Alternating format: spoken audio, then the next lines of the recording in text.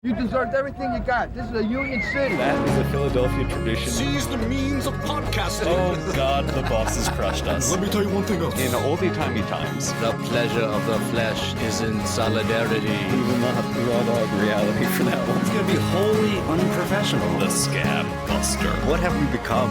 Keep together strong. Let that be your mantra. Solidarity. Solidarity forever. If I don't say the words, we can never actually start this episode. We'll just sit here in silence. Yeah. If I never say the words, today we're going to learn about the 1903 Carpenters Strike. Okay.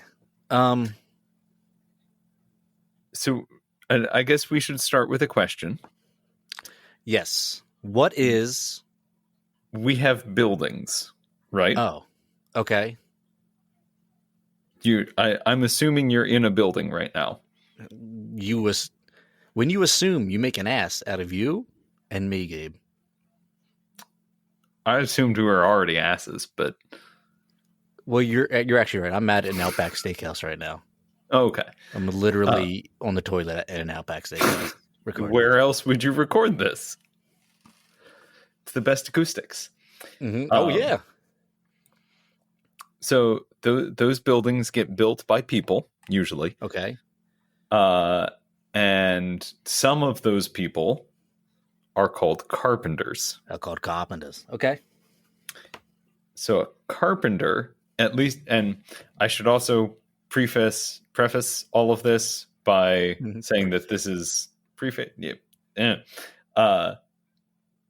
this is all going to be about how the term carpenter was used in 1903. It has changed slightly. I'm so excited. This is going to be such a fun episode. We're going to talk about a word. Yep. Okay. So carpenter, essentially someone who does all of the woodworking parts of building construction. There are also joiners who do like the finished trim work. So a carpenter would like lay floor joists and stuff like that. And then a joiner would come in and put fancy trim all around the rooms. Yeah. Okay. And those are just two of the like crazy number of different trades that are involved in building buildings. But everything is all connected. So if like one group of workers isn't working for some reason, then all of the other workers who need those workers to get their job, or who need those workers to complete the task. Yeah. Okay. Yeah. It all falls apart. The building, literally? I mean, yeah, it can. Okay. Because one of the fun things in Philly is that all of our row homes are, each block is like it's all of the houses in one row support each other.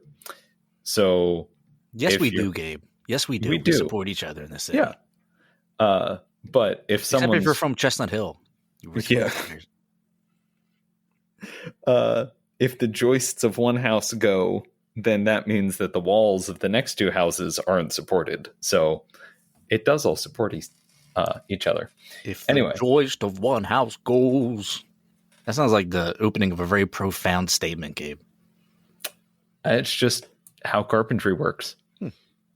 Well, we've only just begun talking about the carpenters. Yes. So we're going to give a little bit of backstory. Because we've talked a little bit on like some of the early carpenters unions in Philly, because they were involved in the 1835 general strike. But back then that was still all kind of working off of the like old guild system from Europe. So you had all of the masters who organized the Carpenters Company of Philadelphia back in 1724. So those were all of the masters that were indenturing and employing journeymen and apprentices.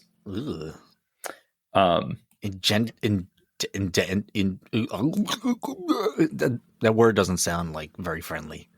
Yeah, so that's you sign a piece of paper to say that you're basically bound to work for this person for like 7 years. In exchange, they'll feed you, clothe you, and teach you. Oh, well, that's nice. That's nice of them to do that. Yeah. So I do want to be clear that like in the 1700s, while you started to have this like merchant class evolving, the master carpenters were still very much carpenters. So you didn't become a master unless you had worked your way up through the field. Okay. So it wasn't just like some kid with an MBA coming out and becoming the CEO of a company. Yeah. You gotta know your shit. Yeah. Okay.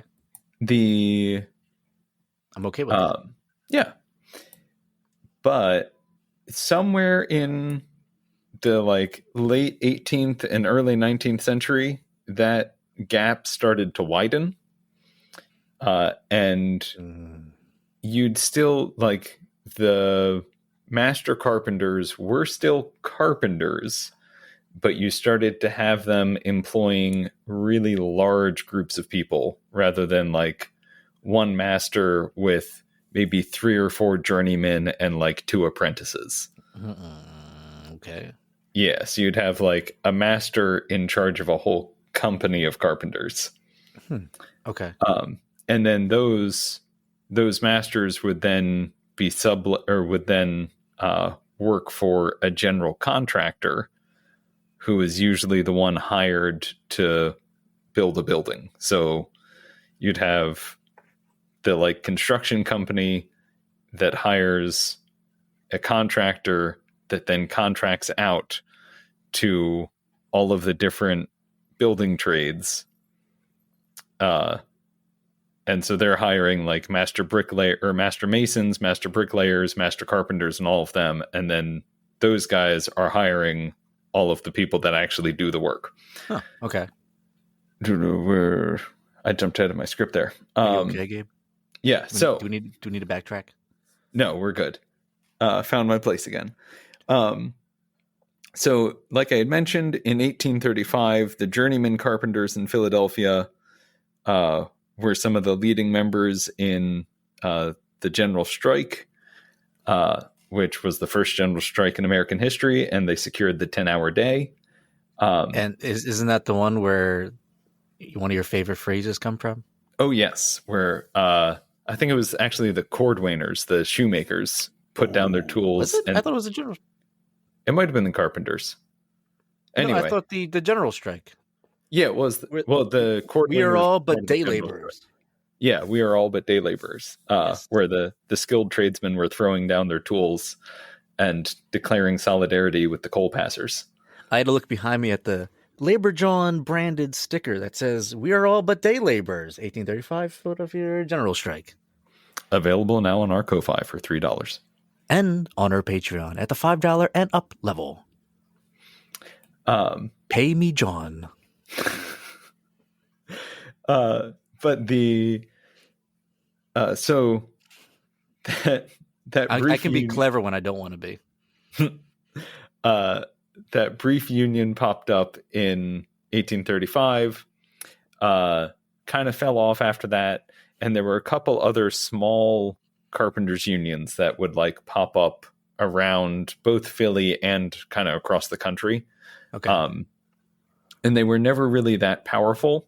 Then in 1860, a British union called the Amalgamated Society of Carpenters and Joiners, which I'm going to refer to just as the Amalgamated, because that's what everyone called them in 1903. Because there's actually Askage.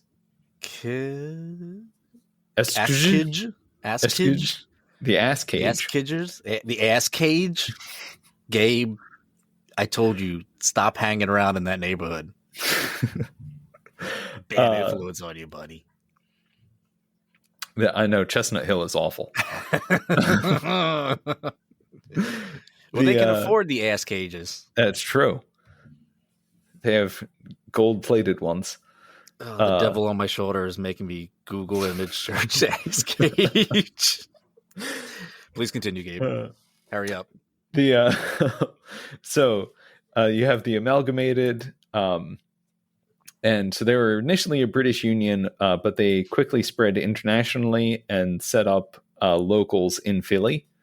But there was still a need in the U.S. to have a nationwide carpenters union, because what kept on happening is one city would go on strike, and then even if it was like a general strike of carpenters in that city, then they would just pull carpenters in from another city by railroad.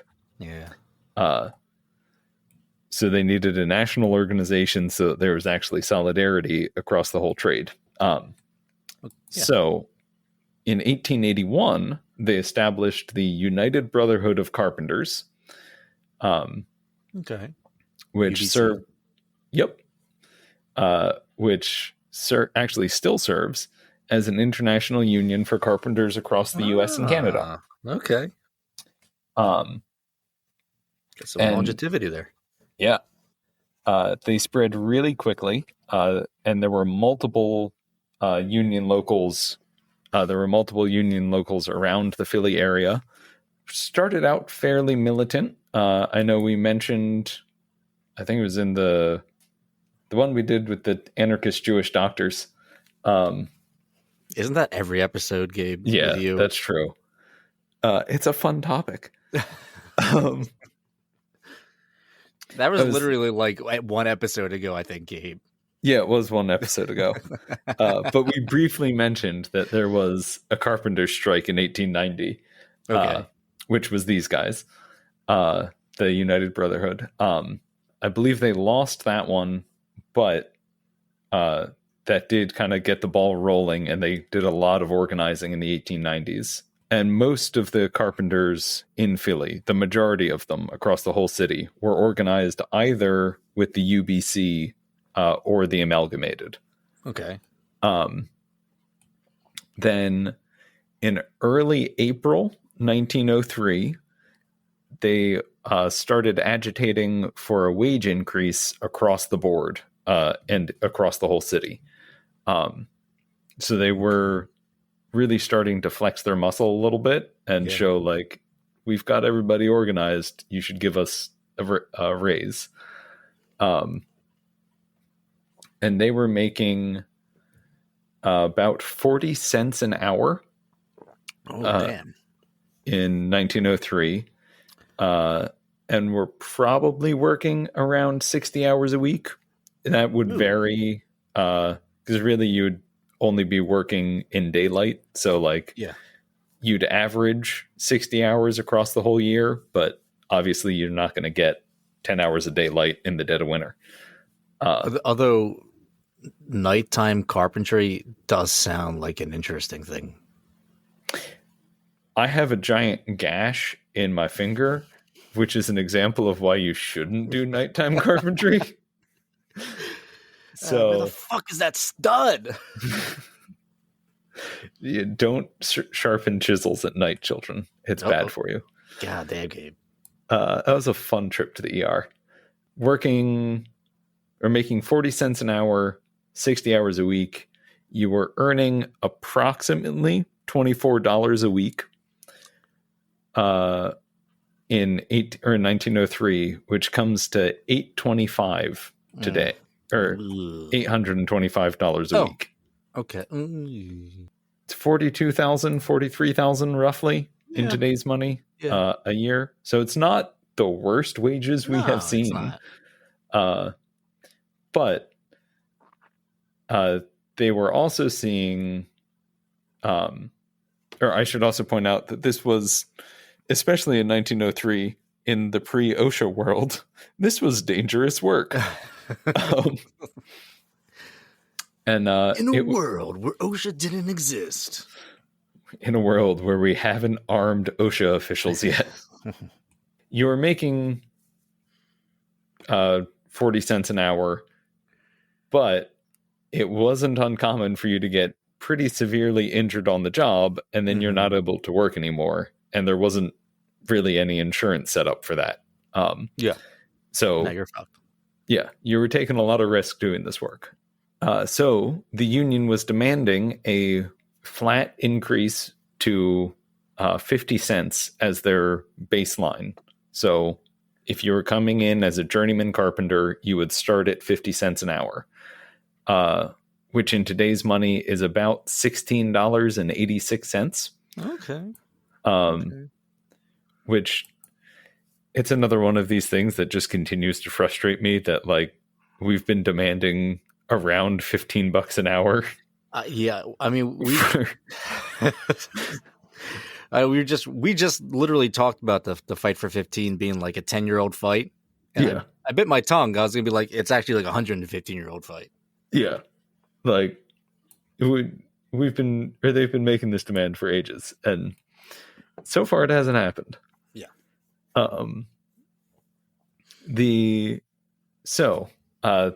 They submitted that request for an increase to 50 cents an hour to the Master Builders Exchange, which was that was the organization for all of the owners of all of the construction companies.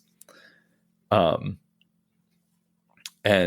they actually did that a couple of times over multiple conferences with them, but never got a response. Huh. So, in early April, Damn, they left them on red. yeah, basically, Shit. That's cold. yeah. So after not hearing any response, they set a strike date for May 1st, 1903. Okay, here we go. So there was about 1 month for everyone to prepare for this. The Carpenters District Council basically started hoping for the best and planning for the worst. Like I had said, they had already done a really good job of really deep organizing. There were strong locals all around the city, and even in like the surrounding towns. This is also the Widener Estate that's up in Elkins Park was actually under construction right now. So that was one of the buildings that was being threatened to have construction stop. And the Wideners were like they were the wealthiest family in the city at the time. Yeah. So they were threatening some pretty high up people. And they felt strong that they were going to win this. They also were seeing that bricklayers, or the Bricklayers Union, had just secured 60 cents an hour, and the plasterers had just secured 50 cents. So they were just trying to bring their wages up to the prevailing wage. Damn, the plasterers are making more than you guys? Yeah. Shit. All they do is put mud on a wall, so. All right. I just pissed a lot of people off.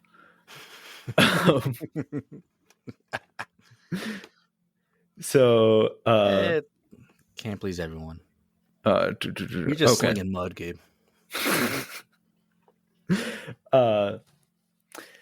So at this point, that's all I got.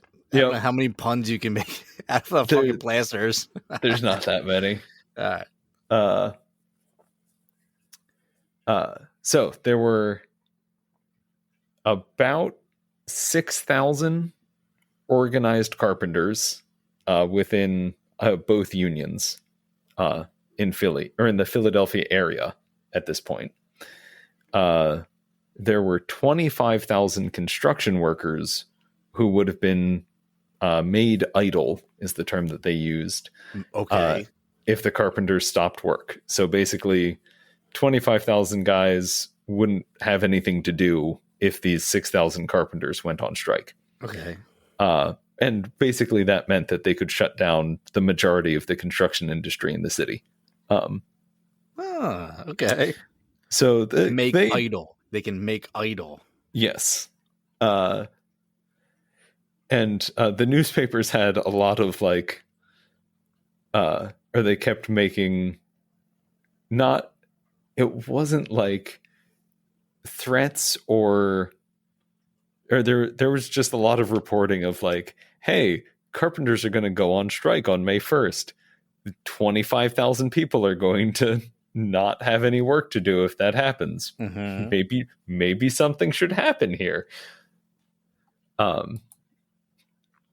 But that didn't have any impact on the bosses.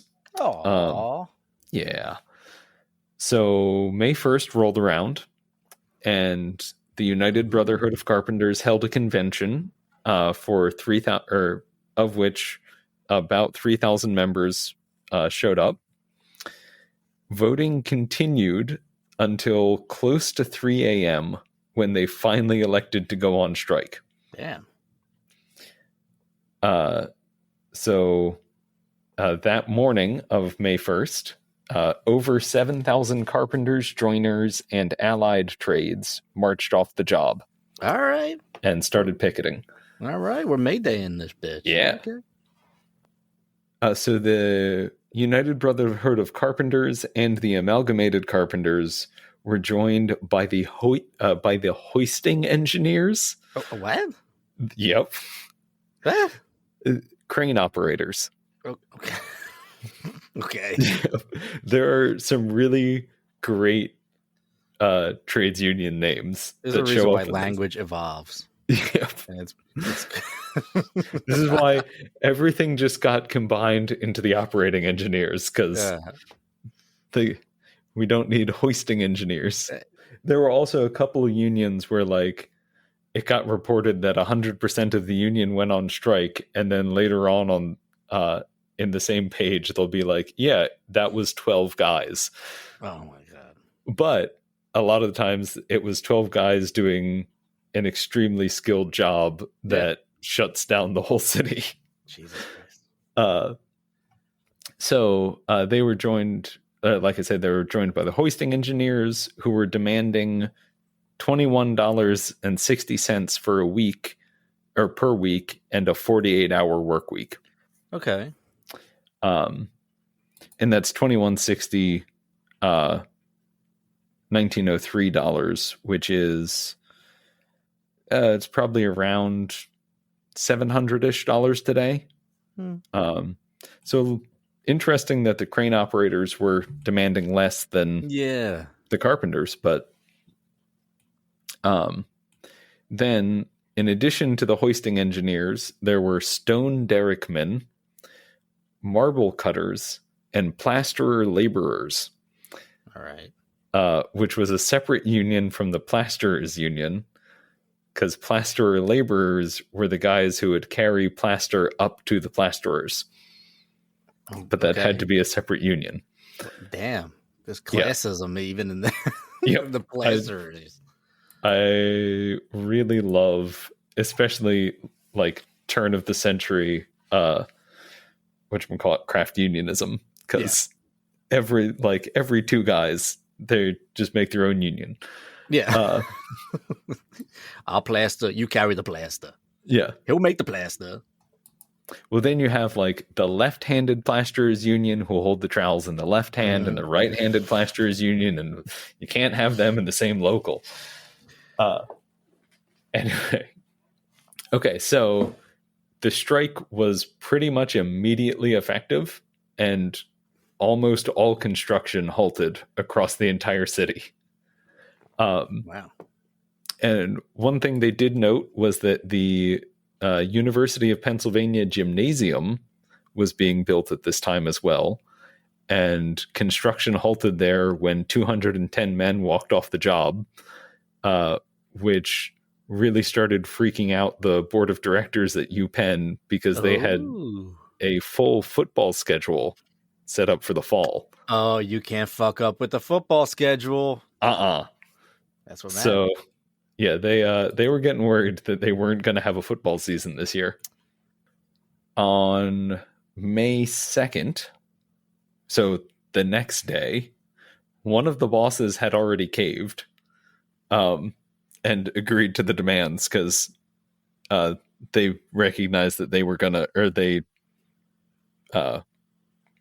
were either going to lose their current construction contract, or it was just cheaper to pay the guys the higher wages and get back to work. And it was kind of expected that others would kind of follow suit soon after that, but no one else had stepped forward yet. Now, I had mentioned that the strike in 1890 failed, or at least wasn't as successful as they had hoped it to be. And that was in large part because the bricklayers didn't have class solidarity, and allowed their membership to be hired by the construction companies specifically to frame out windows. Okay. Okay. So, but that's one of the things that, like, you need to frame out that window so that then you can lay bricks on top of it. Yeah. So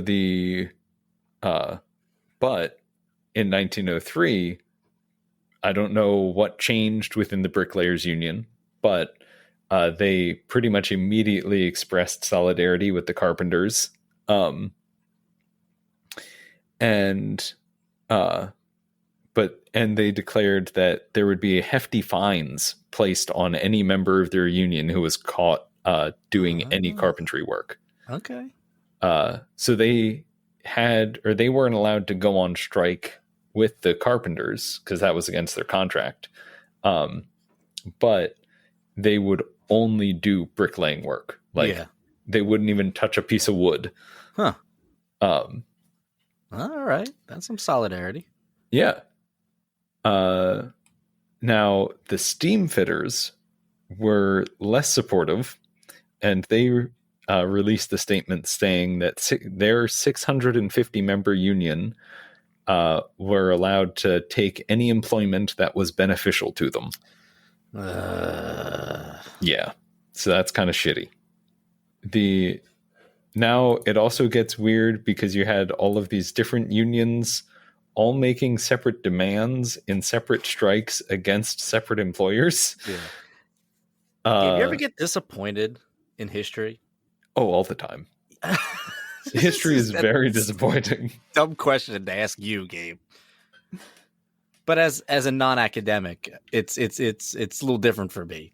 And just to have like an emotional stake in the outcome of this story and just being disappointed that they wouldn't support them.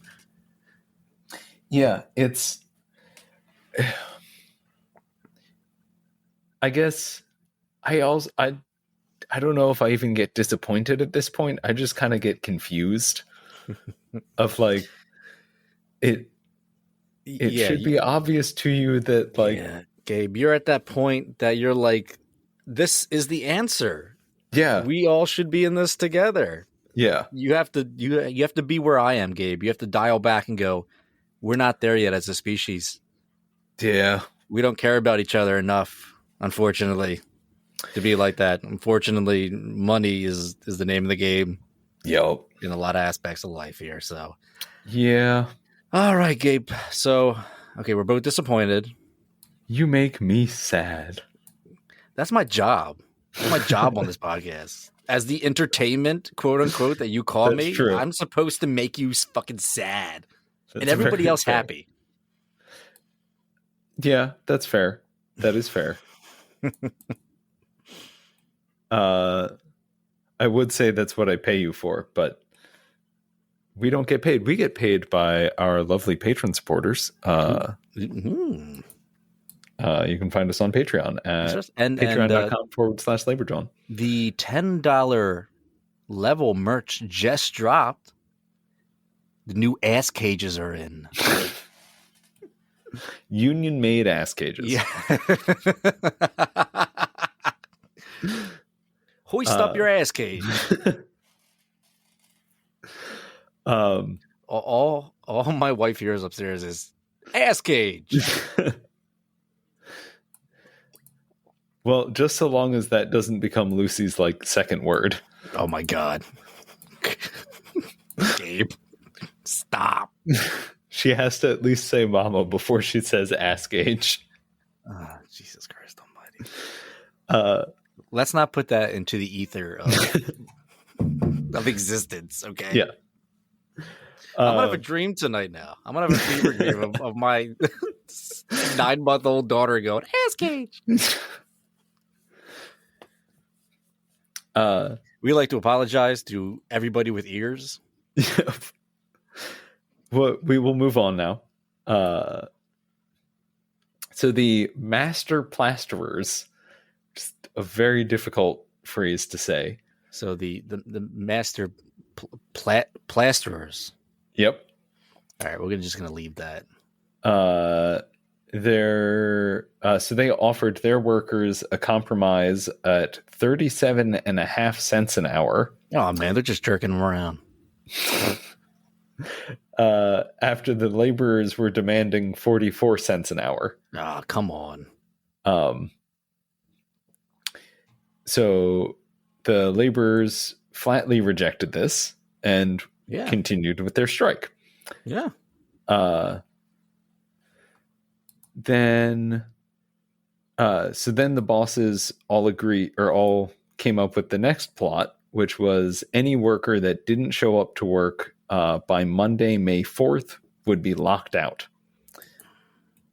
So even if you weren't on, or basically you were fired for going on strike. You were made idle. Yeah, exactly. But it didn't really work. And by May 6th, 82 employers in the city had caved and agreed to 50 cents an hour. Okay. So there you go. They were making good progress. Then the Council of Allied Building Trades, which is kind of like a broad organization for all of the building trade unions, declared their support for the carpenters. And then a few other strikes got declared in support. Those were the Hoisting and Portable Engineers Union. Okay. Local 104. They halted projects at 10th and Glenwood and 23rd and Vine after they found carpenters on site who did not possess a union card. Uh-oh. So they found scabs and then immediately went on strike.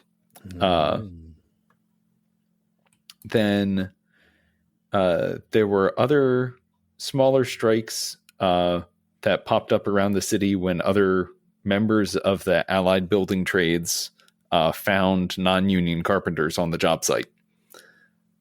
And that was cause enough for them to basically just go out and join the carpenter strike. Nice. Okay. So it looked like it was growing pretty well. Okay.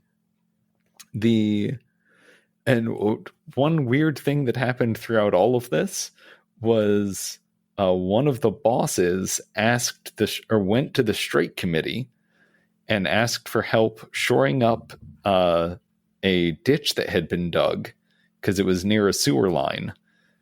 And so he didn't want the wall to collapse because that would have caused a whole row of buildings to collapse as well. Okay. So he hadn't agreed to the new pay scale yet, but the strike committee recognized that we should probably help this guy out because otherwise a bunch of people are going to die. So they dispatched 4 carpenters to help with the work, even at the old rate. So, all right. Well, that was cool of them. It was cool of them to not let people die.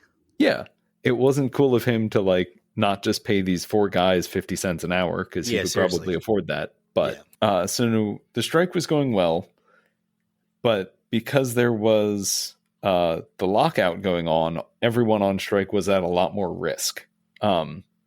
So at that point, even if the strike ended, they might not be able to get their jobs back.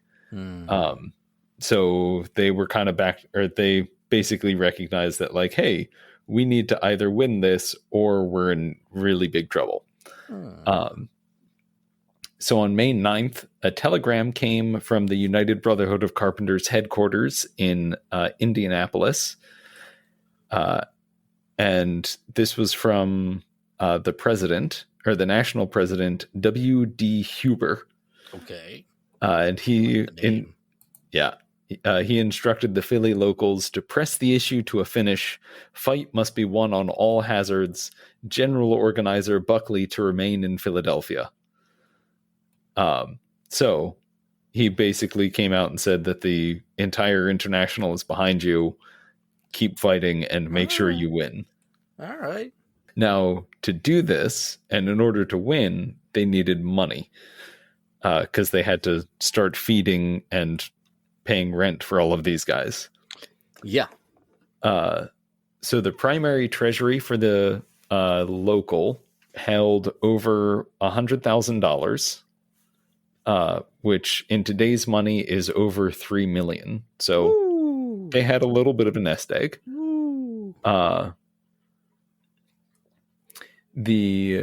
Once those funds, or sorry, that wasn't the local, that was the international union. Okay. Oh no, I was right the first time. That was the local. I'm an idiot. What? Damn. Okay. Yeah, so that was the locals' money. Then once those funds were expended, they would levy a $1 a week draw from every member of the union. So that's not just the local. That was $1 a week from the international union. Okay. Which meant they would get an additional $175,000 in 1903, which is almost $6 million today, every week. Damn. And then if that went on for too long, they would dip into the Nationals funds, which had an even larger treasury. $7 billion. Yeah. So they had some money to back them up. They knew that they could hold out for a long time. Yeah, they got a little bit of loose change. Yeah. So I want to go into what the picket lines actually looked like. This is my favorite part. Yeah. Because it's interesting because most of these are happening, or most of the strikes we talk about happen at a specific site where there's like a factory and you want to keep scabs from getting into the factory. So you set up a picket line there, or at like the front gates, and keep everyone from getting in. But because of how well organized the carpenters in Philly were, and I should also point out, during the strike, they signed up 2 new locals in the midst of all of this, where unorganized carpenters organized themselves and then joined the strike. All right. So they made it all but impossible to hire non-union carpenters in the city. Yeah. So the bosses resorted to bringing in workers from out of town, which meant that the pickets weren't really picketing the job sites. Instead, they were picketing ferry terminals and train stations. Okay. So when guys would get off the train or get off the ferry from like Camden, there would be a line of pickets there. And I mean, you'd probably pretty easily tell who was a carpenter because they'd be wearing like coveralls and carrying a toolbox, and probably a saw and a mallet and whatnot. So the pickets would go and basically explain to them like, hey, we're on strike in this city. This is what we're fighting for. Don't cross the picket line. And most of the time they went home. The workers from out of town would just turn around and go back home. Yeah. So there's one story that 2 guys from Trenton got off the train at the Germantown Junction, which is now the North Philly SEPTA stop, the North Philadelphia station. and they were immediately stopped by strikers. And basically the strikers just said like, hey, city's on strike, don't cross the picket line. And those two guys literally just turned around and hopped on the next train back to Trenton. And they were like, well, that's the day. Which is just fantastic. So Yeah, I like it though. Okay. that is some absolute Chad behavior right there. Then so the union made the I couldn't corroborate any of this, but the union reported that throughout the strike there were only 31 non-union carpenters who came into the city since from May 1st. Damn. Okay. Of those 31 carpenters that came in to work in the city, they convinced 28 of them to quit and paid them to join the picket line. Holy shit. I'm digging these guys. I gotta yeah. say. No, they had a really good organizing setup. Yeah. I mean, they are going off because they did have a month to prepare, right? Yeah. So, I mean, yeah. Yeah, so they probably built up their funds really well. And if you think they had like 6,000 or 7,000 guys on strike. Yeah. If each of them donated like $15, that's close to $100,000 already. Now, mind you, $15 in 1903 is like a week's wages, but if you put that away knowing that you're going to be on strike for a month, that's not a bad idea. Mm-hmm. So it looks like towards the middle or end of May, bosses started to get a little bit more concerned. And on May 20th, the Master Carpenters Association sent a letter to all of the construction contractors in the city, basically telling them to stand firm and not give in to the union demands anymore. Because there were like individual construction companies would cave. And the master carpenters were like, no, we need to stick together and have bourgeois class solidarity so that we don't have to pay these guys a livable wage. Oh, nice. Yeah. So in addition, they sent a letter to the carpenters themselves saying that they would have to accept 40 cents an hour or nothing. And that the only way they would negotiate with the strikers is if the strike was ended. Okay. Yeah. So that message got sent out to the strike committee, who immediately rejected it. Because they also saw that this was a sign of the bosses getting nervous. That sure. If they start negotiating, that means that you've already kind of cracked the facade. Yeah. The carpenters seized that momentum and started agitating for a general call out of carpenters across the whole city. So as different companies agreed to the 50-cent pay rate, their workers would go back to work. So there were around 2,000 carpenters that were already back on the job. And those are the rules, or the way they had it set up at this point was also that once you went back on the job, you were making 50 cents an hour. And then the union would ask you to pay extra back into the strike fund so that everyone else can keep striking. Yeah. Which makes sense. Yeah. So they were concerned that the companies that had agreed to the 50-cent rate would basically just yank that back the moment the strike ended. That they were just doing it fast enough, or they were just doing it to get the strike over with, and then they would start fighting them again. That's when they started to call out, or to start kind of suggesting, like there wasn't an all-out or an immediate call for like, okay, there's going to be a general strike on this date. They were just saying like, hey, we should do a general strike of all carpenters in this city if the rest of these guys don't give us 50 cents an hour, or at least, and they were also willing to negotiate back to just having the Masters Association come out and negotiate with them. Yeah.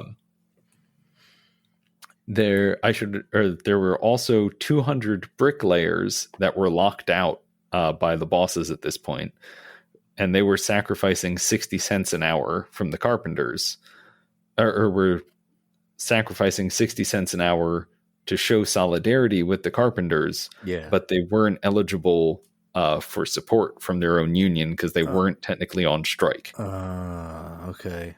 And it's like this weird kind of business unionismness where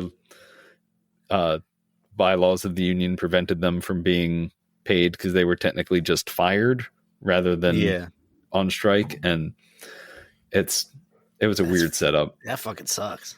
Yeah. So from what I can tell, it looks like they were probably kind of getting support under the table from the carpenters. But there wasn't. I hope so. Yeah. But they weren't eligible for support from their own union. Well, Stuff like that was like putting a little bit more pressure on the carpenters to wrap the strike up. Yeah, and, right. like, let's get this finished. Cause, I would like to eat that today. Okay. Yeah. And you don't know how much the good favor is going to last. Yeah. But it looks like the increased agitation and threat of a general strike started to work. So the bosses started to negotiate a teensy bit. On June 5th, the bosses sent out another offer saying that you can come back, or everyone can come back to work at 40 cents. The strike committee countered that by saying we'll come back to work for an 8-hour day, 5 days a week, with a half day on Saturday from May 1st to October 31st, then 8-hour days until November 1st to April 30th, a minimum pay rate of 45 cents an hour. Mm-hmm. The employers had to pay transportation if the workers are working outside of the city. It would be a double pay. There would be double pay for working Independence Day, Christmas Day, and all Sundays. Damn. Okay. And then all arbitration would be handled by a committee made up of 5 employees and 5 management going forward. Shit. So the employers started to crack a little bit and said that they would be willing to negotiate a resolution so long as the workers returned to work at 40 cents an hour. Jesus God. Yeah. Stop it with the 40 cents.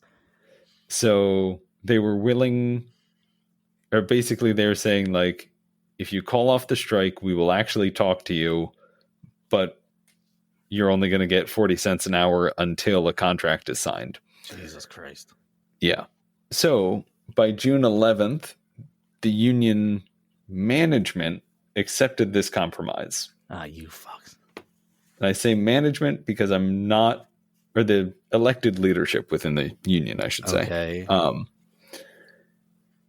They seem, or it looks like they were still expecting to be able to get 45 cents in negotiations.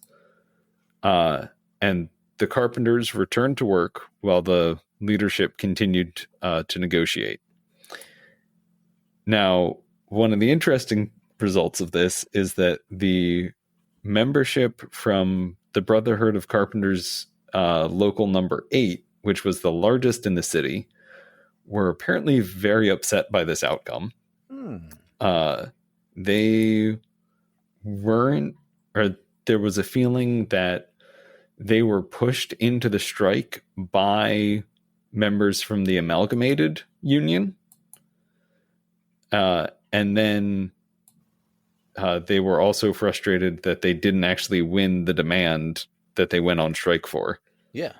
So it was interesting because it was like, it's one of those things where it was clearly a very effective strike. Yeah.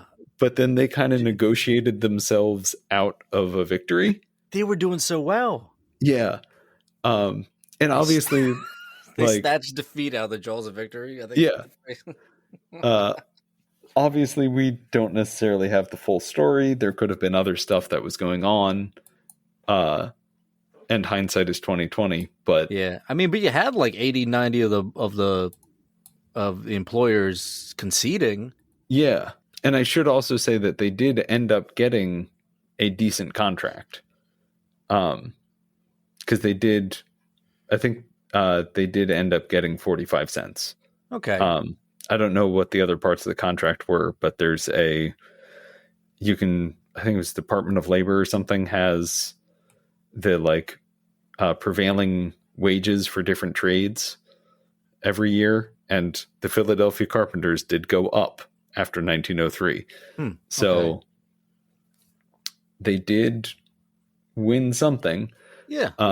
But it was interesting because it was like they got so close, and then, like you said, they snatched defeat from the jaws of victory. Yeah. But it was interesting. I mean, I also like their tactics of going to where like the ferries and the train stations, all that too. A strike that started on May Day in the early 1900s, when everyone was just absolutely terrified of anything having to do with May Day, was had like an incredible density rate, and had pickets everywhere, but there was zero violence. No one seems to have cracked down on these guys. I can't believe I'd even like catch that, you know? Yeah. There was I found no evidence of any retribution from the police. I was just about to say, we have not even talked about the police in this episode. No. It's like a first almost. And like, aside from literally 3 guys, no one crossed the picket line. Yeah. So there wasn't any like scuffles with scabs or anything. Well, that's Carpenters for you, man. Yeah. They know what they're about. Yeah. And I don't know about those hoisters though. Those fucking hoisters. Oh, it's the steam fitters. Steam fitters. Okay. Because I was gonna say, you open up those hoisters and they ain't gonna be no pretty little pearl. It's also, it would be interesting to hear what the 3 guys who did cross the picket line had to say, because they were effectively being offered the option of just getting paid to stay home for the length of the strike. Yeah. So like they were making the active choice to go to work. Yeah. I can see some people doing that. Yeah. So that was the 1903 Carpenters Strike. Hey, this is Gabe, and thanks for listening to the Labor Jawn podcast. So for now, we live in a system called capitalism. And under this system, you have to exchange currency for goods and or services. And to that end, Sam and I put a lot of time, effort, and a fair chunk of our own money into keeping this podcast available and generally free. And if you'd like to help support us doing that, you can give us some money at patreon.com/laborjawn. And if you choose to do so, we'll give you a fancy button every year, some cool merch, and an extra episode once a month, whenever possible, because life is hard, because capitalism. Anyway, we'd really appreciate your support if you've got a few bucks to spare.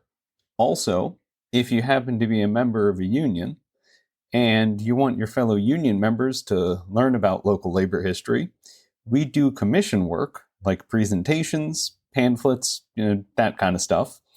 So if that sounds cool, you can shoot us an email at laborjawn@gmail.com, or contact us through laborjawn.com, or message us on social media, or whatever's most convenient for you. But if that sounds interesting, feel free to reach out. And anyway, thanks for listening. solidarity, have fun.